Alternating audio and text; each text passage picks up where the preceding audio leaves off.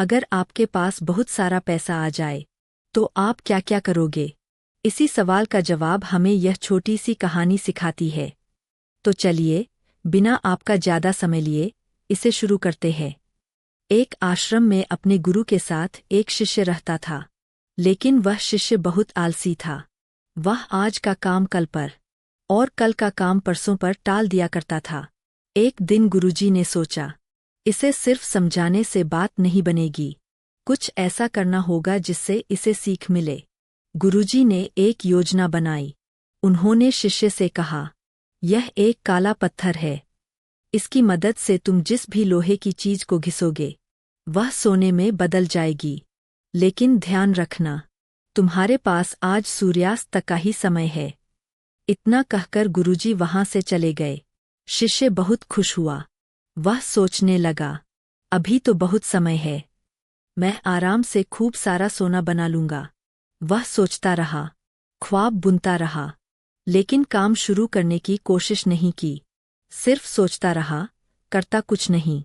और सोचते सोचते एक दिन बीत गया। अगली सुबह उसने सोचा, अभी तो शाम तक का समय है, मैं जल्दी ही सब कर लूंगा। दोपहर हुई। उसने खाना खाया और सोचा, थोड़ी देर आराम कर लेता हूँ, उठने के बाद काम कर लूंगा। और वह फिर सो गया। जब उसकी नींद खुली तो देखा कि सूर्यास्त होने वाला है। वह घबराकर काले पत्थर को लेकर बाजार की ओर दौड़ा, लेकिन रास्ते में ही गुरुजी मिल गए। गुरुजी ने उससे पत्थर ले लिया और कहा, अब तुम्हारा समय खत्म हो चुका है। शिष्य को बहुत पछतावा हुआ, क्योंकि वह कुछ भी हासिल नहीं कर पाया। लेकिन अब पछताने से क्या फायदा, जब चिड़िया खेत चुग चुकी हो। हमारे साथ भी अक्सर ऐसा ही होता है। हम आज का काम कल पर टालते रहते हैं और समय हमारे हाथ से निकल जाता है। समय का पहिया कभी नहीं रुकता। अगर समय रहते काम नहीं किया तो हाल उसी शिष्य जैसा हो जाता है। सचिन तेंदुलकर जब मैच नहीं होता था तब भी क्रिकेट की प्रैक्टिस किया करते थे।